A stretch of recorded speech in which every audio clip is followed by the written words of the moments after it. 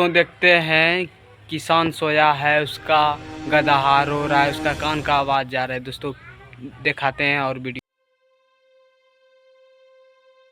माधव बिस्तर पर गहरी नींद में सो रहा था। अचानक उसके कानों में उसके गधे हीरा की जोर जोर से ढेंचू ढेंचू की आवाज गूंजने लगी।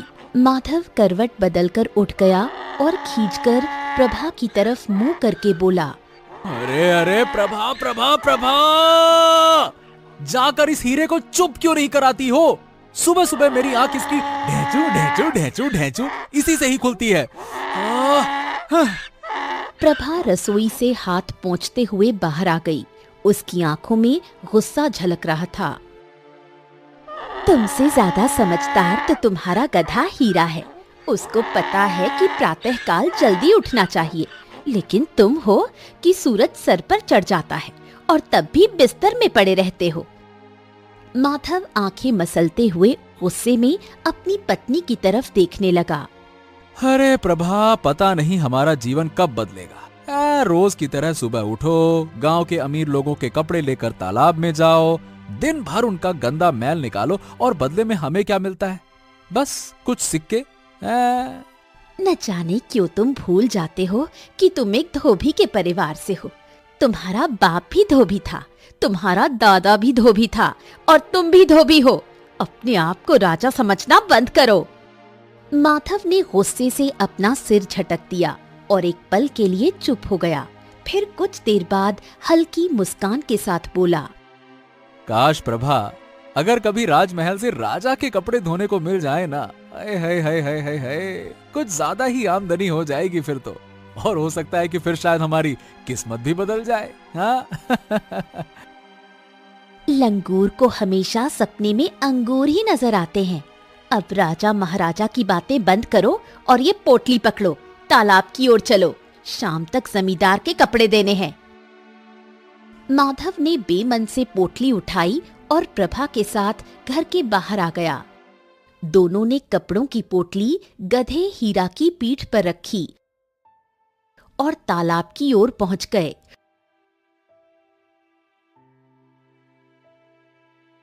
और तालाब के किनारे बैठकर कपड़े धोने लगे। पानी में कपड़े फटकारते हुए माधव गुस्से से बोला, अरे मुझे सब याद है प्रभा। पिछली बार की बात है, जब एक जमींदार को समय पर कपड़े नहीं मिले थे ना, तो उसने मुझे कितना अपमानित किया था। दिमाग का दही कर दिया था उसने। मुझे याद है, फुल वीडियो देखना दोस्तों। वीडियो अच्छा लगे तो आप सब प्लीज लाइक सब्सक्राइब करना दोस्तों। इस बार ऐसा मत होने देना। जल्दी हाथ चलाओ, नहीं तो जमींदार तुम्हें इस बार पटक पटक कर धोएगा। माधव और प्रभा चुपचाप कपड़े धोने में जुट गए। हीरा पास ही बंधा हुआ जमीन पर बैठा अपने मालिकों को देख रहा था। सूरज धीरे धीरे ऊपर चढ़ने लगा था। अचानक घोड़े की टापों की आवाज माधव और प्रभा के कानों में टकराई। एक सैनिक घोड़े पर सवार सीधे माधव की ओर आ पहुंचा। क्यों, तुम्हारा नाम ही माधव धोबी है? माधव और प्रभा दोनों चौंक कर खड़े हो गए। माधव हिचकिचाते हुए बोला, हाँ हाँ, मेरा नाम ही माधव धोबी है। क्या बात है? तुम्हारी प्रशंसा राजा अमरजीत ने सुनी है, उन्होंने मुझे तुम्हारे पास भेजा है। माधव के चेहरे पर खुशी की लहर दौड़ गई। वो प्रभा की तरफ गर्व से देखकर बोला, हाँ हाँ हाँ, सुना प्रभा, मेरी प्रशंसा राजमहल तक पहुंच गई। और तुम कह रही थी कि लंगूर को सपने में अंगूर नजर आते हैं।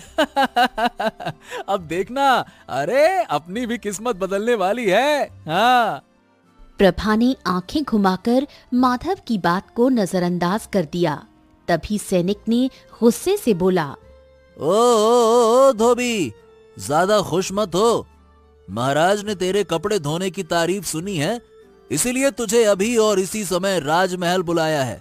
चल। माधव खुशी से सैनिक के साथ चल पड़ा। कुछ देर बाद माधव दरबार में प्रवेश कर गया। राजा अमरजीत ने उसे गौर से देखते हुए बोला, तो तुम हो माधव धोबी? जी महाराज, मैं हूँ। दरअसल बात यह है कि हमारा धोबी कुछ दिनों से बीमार है, इसीलिए हमने तुम्हें यहाँ बुलाया है। तुम्हारे गांव का एक व्यक्ति हमारे राजमहल में काम करता है, उसी ने तुम्हारी प्रशंसा की थी। हम चाहते हैं कि तुम हमारे वस्त्र धोने का कार्य संभालो। क्यों, संभाल पाओगे ना? माधव की आंखों में खुशी झलकने लगी। महाराज, मैं तो कपड़े धोने के लिए ही बना हूँ। ये काम तो मेरे खून में है महाराज। हाँ, बिल्कुल बिल्कुल, मैं सब संभाल लूंगा महाराज, आप निश्चिंत रहिए। राजा अमरजीत ने नौकर को इशारा कर दिया। नौकर ने कपड़ों की पोटली लेकर उसे सौंप दी। लेकिन हाँ, एक बात का ध्यान रखना माधव, कपड़े अच्छे से धुलने चाहिए। अगर कपड़े चमक उठे तो मैं तुम्हें पुरस्कार दूंगा, लेकिन अगर कपड़े फटे, कहीं से भी थोड़ा सा भी फटे या साफ नहीं हुए, तो पुरस्कार की जगह शरीर पर कोड़े खाने के लिए तैयार हो जाना। समझ गए ना? आप बिल्कुल चिंता मत कीजिए महाराज, आपको इतने अच्छे से कपड़े धोकर दूंगा कि आप पुराने धोबी को भूल जाएंगे और मुझे ही इस महल का राज धोबी बना लेंगे। हाँ। इतना बोलकर माधव कपड़ों की पोटली लेकर दरबार से निकल गया।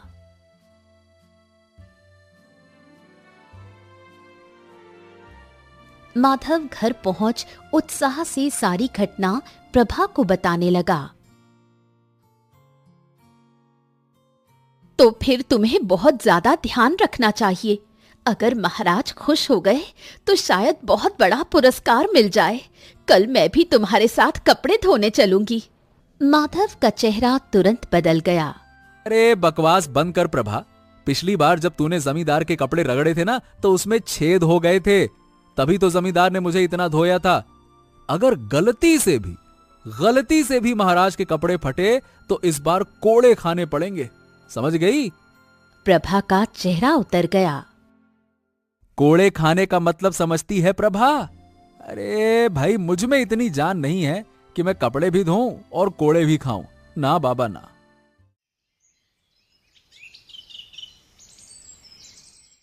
अगले दिन माधव कपड़ों की पोटली गधे की पीठ पर रखकर तालाब के किनारे पहुंच गया।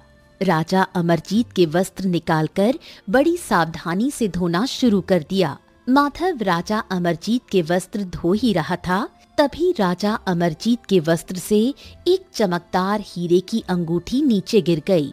माधव अंगूठी उठाकर उसे गौर से देखने लगा। अरे बाप रे बाप, ये तो ससुरा हीरे की अंगूठी है।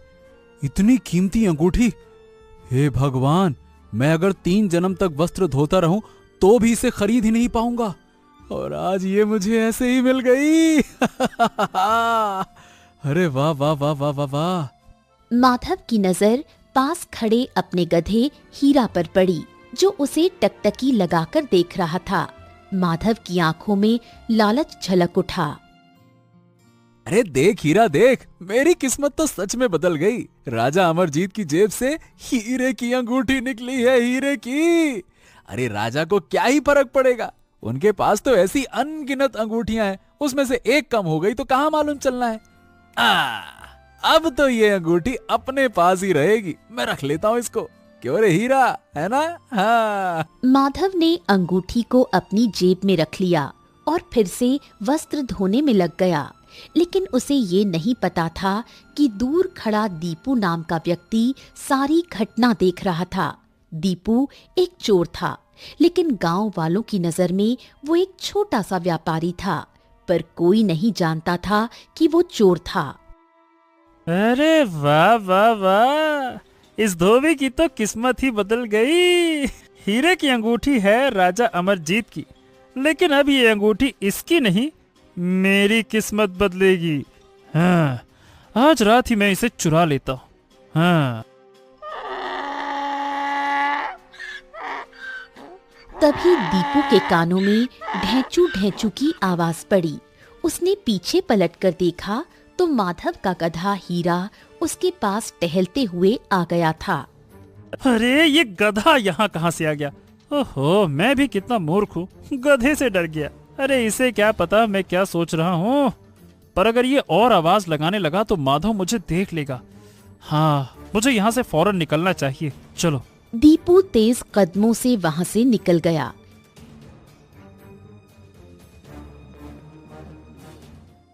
शाम को माधव वस्त्र धोकर घर पहुंच गया और प्रभा को हीरे की अंगूठी दिखाते हुए सारी घटना बताने लगा। अरे, ये अंगूठी तो बहुत ही कीमती लग रही है जी। हाँ प्रभा, राजा महाराजा तो ऐसी ही कीमती चीजें पहनते हैं ना, हमारे जैसे थोड़ी ना। उनके लिए ये अंगूठी मामूली होगी, लेकिन हमारे लिए तो किसी वरदान से कम थोड़ी ना है। अगर ये अंगूठी बेच दे तो हम रातों रात अमीर बन जाएंगे। हाँ। लेकिन ये राजा अमरजीत की अंगूठी है, अगर किसी ने पहचान ली तो? अरे, इसे हर जौहरी देखते ही पहचान जाएगा। अरे मूर्ख, मैं धोबी हूँ, धोबी, गधा नहीं। इसे दूसरे राज्य में ले जाकर बेचूंगा ना, यहाँ क्यों बेचूंगा। चल अब सो जाते हैं, सुबह राजा अमरजीत के वस्त्र दे आऊंगा और फिर इस अंगूठी से माला माल हो जाएंगे। माधव ने अंगूठी अलमारी में रख दी और चारपाई पर लेट गया। प्रभा और माधव जल्द ही गहरी नींद में सो गए।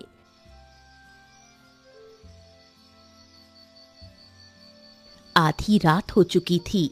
दीपू एक मोटा कंबल ओढ़े हुए माधव की झोपड़ी के दरवाजे पर आ पहुंचा।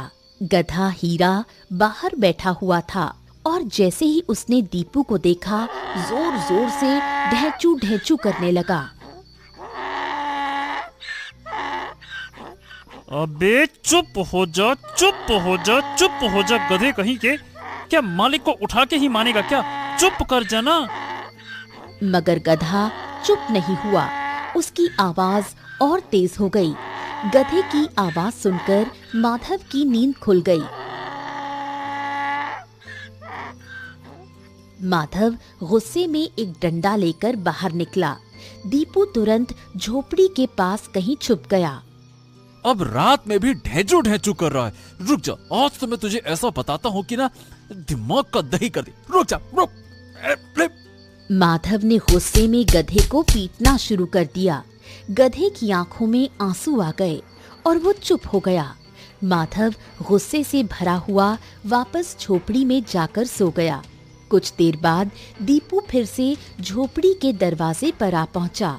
हीरा उदास आंखों से उसे देख रहा था। अबे मूर्ख गधे, गधा चाहे कितना भी वफादार हो जाए, गधा गधा ही रहता है। चल, अब तेरे मालिक की किस्मत मैं पलटता हूँ तो उसे सबक मिलेगा। रुक जा। दीपू दबे पांव झोपड़ी में घुस गया। उसने धीरे से अलमारी खोली, अंगूठी निकाली और वहां से रफू चक्कर हो गया। गधा हीरा दूर से ये सब देख रहा था, लेकिन वो कुछ कर नहीं सका।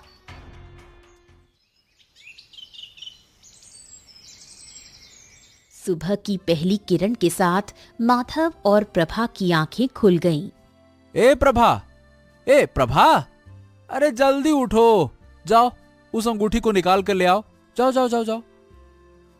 प्रभा नींद में आलस के साथ उठकर अलमारी के पास जाकर अंगूठी टटोलने लगी।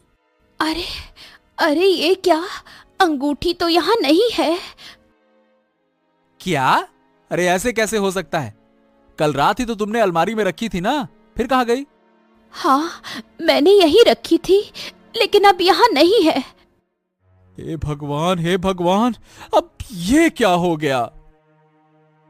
माधव, देखो, ये कदमों के निशान किसके हैं? क्या हमारे घर में कोई चोर आया था? लगता तो ऐसा ही है।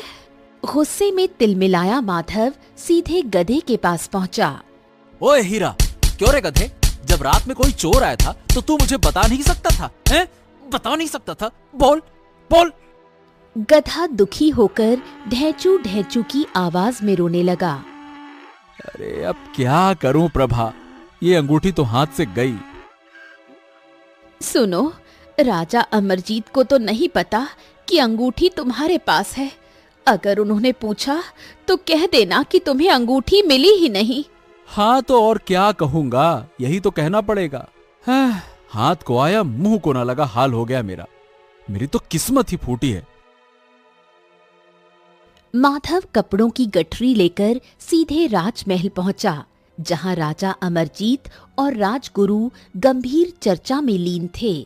महाराज, ये रहे आपके कपड़े, अब मेरी मजदूरी दे दीजिए। बकवास बंद करो। अरे तुझे कपड़ों की मजदूरी की पड़ी है और यहाँ मेरी जान पर आफत आई हुई है। महाराज, मैं आपकी बात का मतलब नहीं समझा। हाँ, मेरे पास एक चमत्कारी अंगूठी थी जो अब मिल नहीं रही है। अंगूठी? महाराज, उस अंगूठी को खोजना बहुत आवश्यक है। अगर वो अंगूठी नहीं मिली तो भारी विपत्ति आ सकती है। माधव चुपचाप गठरी लेकर जाने ही वाला था। रुको माधव। राजा अमरजीत को अचानक कुछ याद आ गया। हमें याद आ गया। हाँ हाँ हाँ हाँ, शिकार पर जाने से पहले हमने अंगूठी अपने वस्त्र में रख दी थी और वही वस्त्र धोने के लिए तुझे दिए थे। महाराज? हाँ, चलो वस्त्र की गठरी खोलो। माधव ने कांपते हाथों से गठरी खोल दी। राजा अमरजीत ध्यान से वस्त्रों को देखने लगा, लेकिन अंगूठी नहीं मिली। हाँ नहीं, लेकिन हमें पूरा विश्वास है कि अंगूठी मेरे वस्त्रों में ही थी। माधव, तेरे माथे पर पसीने की बूंदें बता रही हैं कि तुझे अंगूठी के बारे में कुछ पता है, हैं? नहीं महाराज, नहीं, मुझे कोई अंगूठी नहीं मिली महाराज। मैंने तो ये नहीं कहा कि तुझे अंगूठी मिली या नहीं मिली। फिर तूने खुद ही ये क्यों कह दिया कि तुझे अंगूठी नहीं मिली? इसका मतलब ये हुआ कि अंगूठी तुझे मिली है और अंगूठी तेरे पास है। क्यों? महाराज, मुझसे भूल हो गई। मुझे लालच आ गया था, लेकिन सही बताऊं तो कल रात वो अंगूठी चोरी हो गई। महाराज, चोरी हो गई है वो अंगूठी। क्या? वो अंगूठी चोरी हो गई? हाँ महाराज, मैंने अंगूठी के बारे में किसी को नहीं बताया। हाँ महाराज, वो चोरी हो गई। मेरी बात कान खोल के सुन। हम तुझे 2 दिन का समय देते हैं। अगर 2 दिन में अंगूठी नहीं मिली तो हम तुम्हें सरेआम मौत के घाट उतार देंगे। चलो जाओ यहां से। तभी राजगुरु माधव की ओर देखकर बोले, माधव, मेरी बात कान खोलकर सुनो। उस अंगूठी का मिलना बहुत जरूरी है। तुम्हें शायद उसका रहस्य नहीं पता। सुनो, मैं तुम्हें बताता हूं। देखो, कुछ समय पहले पड़ोसी राज्यों की नजर महाराज के राज्य पर थी और उनके विरुद्ध षड्यंत्र रचे जा रहे थे। स्थिति अत्यंत विकट हो गई थी और महाराज चाहकर भी युद्ध नहीं लड़ सकते थे, क्योंकि हमारी सेना शत्रु की सेना के तुलना में बहुत कमजोर थी। तब मैंने हिमालय पर्वत की यात्रा करने का निश्चय किया। वहां महीनों तक मैंने साधना की और अंततः एक सिद्ध साधु महाराज से मिला। साधु महाराज को मैंने अपनी सारी व्यथा सुनाई और उनसे समाधान के लिए प्रार्थना की और मुझे एक चमत्कारी अंगूठी उन्होंने दी। लेकिन साधु महाराज ने मुझे ये चेतावनी भी दी थी। उन्होंने कहा था कि जब संकट समाप्त हो जाए और राज्य में पुनः शांति स्थापित हो जाए, तब इस अंगूठी को अवश्य लौटा देना। ये अंगूठी केवल एक निश्चित समय तक ही रक्षा कर सकती है। अगर इसे समय पर वापस नहीं लौटाया गया तो ये अंगूठी राज्य के लिए संकट का कारण बन सकती है। समझ गए?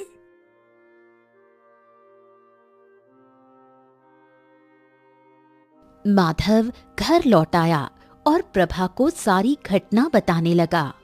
अब क्या होगा? अंगूठी कहाँ ढूंढेंगे? माधव की बात बाहर गधा सुन रहा था, जो बेचारा बोल नहीं सकता था, लेकिन वो जानता था कि अंगूठी किसने चुराई है। इधर दूसरी ओर दीपू अंगूठी को देखते हुए बोला, तो ना इसे मैं बंशीलाल जौहरी के पास बेचाऊं, वो सही दाम दे देगा। हाँ, चलो। इतना बोलकर दीपू चल पड़ा, लेकिन गधा चुपचाप उसका पीछा करने लगा। दीपू को इस बात की भनक तक नहीं लगी। दीपू बंशीलाल की दुकान पर चला गया। बंशीलाल एक अनुभवी जौहरी अपनी दुकान पर आभूषणों को सजाए हुए बैठा था। अरे दीपू, क्या बात है भाई? आज बड़े दिनों बाद मेरी दुकान पे आना हुआ। सब कुछ ठीक तो है ना भैया? अरे बंसीलाल, तुम तो जानते ही हो कि मैं एक छोटा व्यापारी आदमी हूँ। महीने भर व्यापार के सिलसिले में घर से बाहर रहना पड़ता है। बस इसीलिए आना कम होता है। हाँ हाँ, ये सब तो मैं जानता हूँ, पर भैया मेरी ये समझ में नहीं आया कि तुम व्यापार करते कहाँ हो। अब खैर छोड़ो, ये बताओ कि आज कैसे आना हुआ। बंसीलाल, ये देखो। दीपू जेब से एक अंगूठी निकालकर बंशीलाल को दिखाने लगा। हा, ये अंगूठी तो बड़ी ही विचित्र लग रही है, और इसका हीरा, ये तो बहुत ही बेशकीमती है भैया। जानता हूँ, और इसीलिए तुम्हारे पास आया हूँ, क्योंकि तुम ही इसकी कदर जानते हो। अच्छा ये बताओ, बेचने आए हो? हाँ। बंशीलाल ने एक छोटी सी पोटली में स्वर्ण मुद्राएं लेकर दीपू की ओर बढ़ा दी। दीपू मुद्राओं की पोटली लेकर चला गया। बाहर खड़ा गधा ये सब देख रहा था। इधर प्रभा घर के बाहर बेचैनी से इधर उधर देख रही थी। अरे, हमारा हीरा कहाँ गया? अरे भाड़ में गया तुम्हारा गधा कहीं का। एक तो तुम्हें गधे की पड़ी है, इधर मेरी जान आफत में आई हुई है, वो तुम्हें नहीं दिख रहा? अरे महाराज मेरी जान के पीछे पड़े हैं। समझ नहीं आ रहा कि अंगूठी लाऊं तो लाऊं कहां से। प्रभा रोने लगी। माधव माथा पकड़कर बैठ गया। इधर बंशीलाल दुकान में बैठा अंगूठी को बार बार गौर से देख रहा था। अरे कभी कभी तो मुझे लगता है कि ससुरा दीपू व्यापारी है ही नहीं है। अरे इतनी कीमती अंगूठी के बदले सिर्फ एक पोटली स्वर्ण मुद्राएं लेकर चला गया। अगर मैं चाहूं तो इसे 20 पोटलियों में बेचकर राज्य का सबसे अमीर जौहरी बन सकता हूं। तभी दुकान में बंशीलाल का मित्र गिरधर आ पहुंचा। अरे बंसीलाल, ये अकेले अकेले का बड़बड़ा रहे हो भाई, हैं? अरे आओ आओ आओ गिरधर, आओ आओ आओ आओ, तुम्हें एक बढ़िया चीज दिखाता हूँ। ये देखो, ये अंगूठी है। गिरधर अंगूठी को देखकर चौंक पड़ा। अरे ये अंगूठी तो है, क्या हुआ? अरे ये राजा अमरजीत की अंगूठी है। क्या? हाँ, अरे सुबह से ही राजमहल में खलबली मची हुई है। ये अंगूठी चोरी हो गई थी। राजा ने पूरा महल हिला रखा है। अरे मगर मुझे ये तो दीपू व्यापारी बेचकर गया है। अरे वो व्यापारी नहीं होगा, चोर होगा, चोर। अरे तो अब मैं क्या करूं? अगर राजा अमरजीत को पता चल गया तो वो तो मुझे ही दोषी समझेंगे ना। वो क्यों मानेंगे कि कोई चोर आया बेच कर गया? अच्छा ठीक है, शांत हो जाओ, शांत हो जाओ। तुम चिंता मत करो, मैं राजा को सब बता दूंगा और समझा दूंगा, ठीक है? नहीं नहीं नहीं नहीं गिरधर, नहीं नहीं नहीं, मैं स्वयं राजा को अंगूठी दूंगा। हो सकता है कि राजा मुझसे खुश होकर मुझे कुछ पुरस्कार ही दे दे। गिरधर वहां से चला गया। बंशीलाल गुस्से से दांत पीसता हुआ बोला। हाँ, अब मेरी समझ में आया कि इस ससुरा दीपू कोई व्यापारी नहीं, बल्कि एक नंबर का चोर है, चोरकट कहीं का। अब मैं उसे सबक सिखाऊंगा। इस अंगूठी को मैं कहीं ऐसी जगह छुपा कर रख दूंगा किसी को न मिले, और राजा अमरजीत से कहूंगा कि दीपू ये अंगूठी मेरे पास लेकर आया था, लेकिन मैंने इसे खरीदा ही नहीं। राजा अमरजीत की नजरों में दीपू दोषी साबित हो जाएगा और मेरा सम्मान बढ़ जाएगा। बाहर खड़ा गधा ये सब सुन रहा था। ये जौहरी तो दीपू से भी बड़ा चोर निकला। मुझे ही कुछ न कुछ करना होगा। गधा तेजी से दुकान में घुस गया और बंशीलाल की आंखों के सामने अंगूठी खा गया। अबे ओ गधे, ये तूने क्या किया? नालायक कहीं का, चल बाहर चल। बंशीलाल गुस्से में गधे को पकड़ने दौड़ पड़ा, लेकिन गधा तेज रफ्तार से वहां से भाग गया। अब मुझे जल्दी से मालिक और मालकिन को बताना होगा कि अंगूठी मेरे पेट में है। गधा पूरी ताकत से दौड़ता हुआ माधव के घर की ओर बढ़ गया। इधर राजा अमरजीत चिंतित अवस्था में बैठा हुआ था। दरबार में सन्नाटा पसरा था। तभी दरबार में गिरधर आ पहुंचा।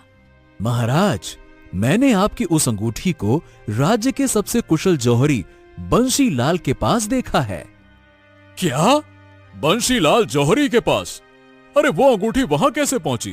ओ, इसका मतलब यह है कि उस धोबी ने बंशीलाल को वो अंगूठी बेच दी है। हाँ। महाराज, बंशीलाल ने कहा कि वो अंगूठी उसे दीपू नाम के एक व्यापारी ने दी है। ओहो, तो फिर उस धोबी ने वो अंगूठी दीपू को बेची होगी और दीपू ने बंशीलाल जौहरी को बेची होगी।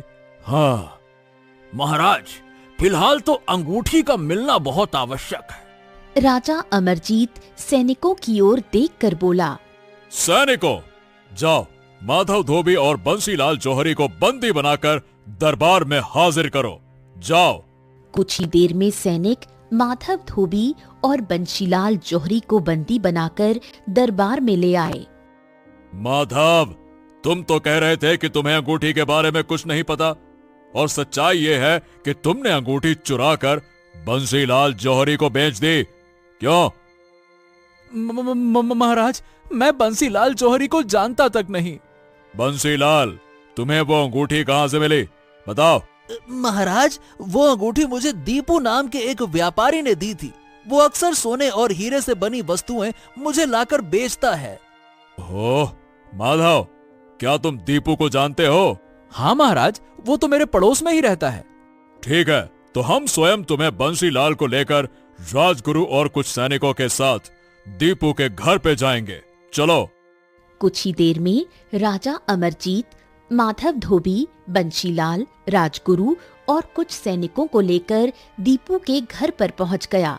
उन सब ने देखा कि दीपू अपने घर के बाहर कहीं जाने की तैयारी कर रहा था। दीपू उन सब को वहां देखकर बुरी तरह से चौंक पड़ा।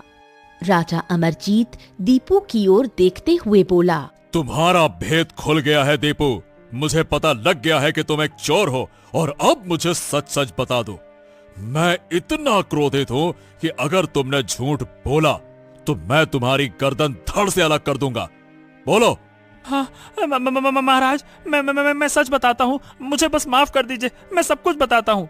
हाँ तो बोलो। महाराज, मैंने माधव धोबी को वस्त्र धोते हुए देखा। तभी मैंने देखा कि आपके वस्त्रों से एक सुंदर अंगूठी नीचे गिर गई। माधव की आंखों में उस अंगूठी को देखकर लालच आ गया। वो अपने गधे से बात कर रहा था कि वो आपकी अंगूठी बेचकर अपनी किस्मत बदल देगा। फिर क्या हुआ? महाराज, मैं तो चोर हूं ना। मैंने मौके का फायदा उठाया और रात में माधव के घर से वो अंगूठी चुरा ली और बंशीलाल जौहरी को बेच दी। बस यही सच है महाराज, और आपकी अंगूठी बंशीलाल के पास है। ओह, तो अंगूठी तुम्हारे पास है बंशीलाल? क्यों? महाराज, वो अंगूठी मेरे पास थी, लेकिन लेकिन क्या? महाराज, वो अंगूठी एक गधा खा गया। ये क्या बकवास कर रहे हो? गधा अंगूठी खा गया? अरे गधा अंगूठी क्यों खाएगा है? इसका मतलब साफ है कि तुम्हारी नीयत खराब हो गई थी। क्यों बंसीलाल? महाराज, कहीं वो गधा मेरा तो नहीं है। मेरा गधा सुबह से लापता है। अरे क्या लगा रखा है? गधा, अंगूठी, लापता, फिर गधा, फिर अंगूठी। सीधी सी बात है कि मुझे मेरी अंगूठी वापस चाहिए, मतलब चाहिए, किसी भी कीमत पर। लेकर आओ। उसी समय वहां हीरा गधा आ पहुंचा। महाराज, हाँ, यही वो गधा है जिसने मेरे सामने अंगूठी निगल ली थी। हाँ, अगर इस गधे ने अंगूठी निगली है तो अब ये अंगूठी इसके पेट से ही निकलेगी। गधे की आंखों में आंसू आ गए। वो कुछ समझाना चाहता था, लेकिन गधा होने के कारण बोल नहीं पाया। तभी वहां पर रंग बिरंगी रोशनी से एक साधु प्रकट हो गए। महाराज, ये तो वही साधु हैं जिन्होंने हमें अंगूठी दी थी। राजा अमरजीत, तुम्हें शर्म आनी चाहिए एक बेजुबान जानवर की हत्या करते हुए। साधु महाराज, दरअसल अंगूठी गधे के पेट में है और आपको वो अंगूठी हर हाल में चाहिए थी, बस इसीलिए। राजा अमरजीत, वो अंगूठी कितनी भी चमत्कारी क्यों ना हो, लेकिन किसी की जान से बढ़कर नहीं है। तुमने जो अंगूठी निगली है वो बहुत चमत्कारी है। तुम्हें खुद पता नहीं कि तुम्हें बोलने की शक्ति मिल चुकी है। अब सच बताओ। गधा कांपते हुए इंसानी आवाज में भावुक स्वर में बोला, महाराज, मैं एक गधा हूँ, इसमें मेरी क्या गलती है? मैंने अपनी आंखों से देखा था कि आपके वस्त्र से वो अंगूठी गिरी थी। मेरे मालिक माधव की नजर उस अंगूठी पर पड़ी और उसकी आंखों में लालच भर आया। मैंने देखा कि दूर खड़ा दीपू भी उस अंगूठी को लालच भरी नजरों से देख रहा था। मैं धीरे धीरे दीपू के पास गया। दीपू ने सोचा कि भला एक गधे से उसे क्या ही खतरा हो सकता है। रात में जब सब सो रहे थे तब दीपू चोरी करने के लिए आया। मैंने अपने मालिक को अपने अंदाज में जगाने की बहुत कोशिश की। ढेंचू ढेंचू ढेंचू मैंने खूब आवाज निकाली, पैरों से जमीन खुरची, लेकिन मेरे मालिक ने मेरी बात समझने के बजाय मुझे ही डंडे से पीटना शुरू कर दिया। मालिक ने मेरी कोई बात नहीं सुनी और दीपू मेरी आंखों के सामने उस अंगूठी को चुरा कर ले गया। मैं कुछ भी नहीं कर सका। अगली सुबह जब मालिक रोते हुए घर लौटे और कहने लगे कि महाराज अमरजीत सिंह उन्हें जान से मार देंगे, तो मुझे उन पर तरस आ गया। मुझे पता था कि अंगूठी दीपू ने चुराई थी और वो कहाँ रहता है। मैं दीपू के घर गया और वहां देखा कि वो सीधे बंशीलाल जौहरी की दुकान पर गया और अंगूठी उसने बेच दी। लेकिन बंशीलाल जौहरी की मंशा भी ठीक नहीं थी। वो अंगूठी आपको लौटाने की बजाय उसे बेचकर फायदा कमाना चाहता था और वो केवल दीपू को फंसाना चाहता था। जब मैंने बंशीलाल के मुंह से ये सब कुछ सुना तो मुझे यकीन हुआ कि अगर अंगूठी महाराज को नहीं मिली तो मेरे मालिक की जान चली जाएगी। तभी मैंने बंशीलाल की दुकान से मौका देखकर अंगूठी निगल ली। उसके बाद से मैं इस वक्त यहाँ आकर सबको यही बताने की कोशिश कर रहा था कि अंगूठी मेरे पेट में है और असली गुनहगार दीपू और बंशीलाल हैं। लेकिन महाराज, आपने मेरी बात नहीं समझी। मेरी जान लेने के लिए आपने तलवार निकाल ली। क्या मेरी इतनी ही कीमत है? इतना बोलकर गधा रोने लगा। उसकी आंखों से आंसू टपकने लगे। देखा महाराज, देखा, ये जानवर है जानवर, लेकिन इसने तुम सबकी मदद करनी चाहिए। तुम सबसे ज्यादा इंसानियत इस जानवर में है, फिर भी किसी ने इसकी बात तक नहीं सुनी। और तुमने अपने गधे को बेवजह पीटा, जबकि ये तुम्हारी हर हाल में मदद करना चाह रहा था। मुझे माफ कर दो मेरे दोस्त। तू सच में हीरा है, हीरा। मैं तो अंगूठी में लगे हीरे को देखकर खुश हो रहा था, लेकिन मेरे पास तो तेरे जैसा हीरा था और मैं तुझे पहचान ना पाया। मुझे माफ कर दे मेरे दोस्त, मुझे माफ कर दे। साधु ने गधे की पीठ पर हाथ रख दिया। अचानक रंग बिरंगी किरणों से वो अंगूठी साधु के हाथ से प्रकट हो गई। महाराज, अब मैं चलता हूँ। इतना बोलकर साधु गायब हो गया। दीपू और बंशीलाल को कैद में डाल दो और माधव, केवल इस गधे की वजह से तुम्हें स्वर्ण मुद्राएं दे रहा हूं। तो प्लीज लाइक वरना सब्सक्राइब करना, तुम्हारे वीडियो मन को में भी ज्यादा से लालच ज्यादा आ ही गया था। अगर इस गधे ने मेरी आंखें ना खोली होती तो तुम्हें भी कारागार में डाल देता। चल मेरे हीरे चल, अब तुझे कभी तंग नहीं करूंगा। उस दिन के बाद माधव की किस्मत बदल गई। वो गधे की खूब सेवा करने लगा और उसकी जिंदगी में खुशियां आ गईं।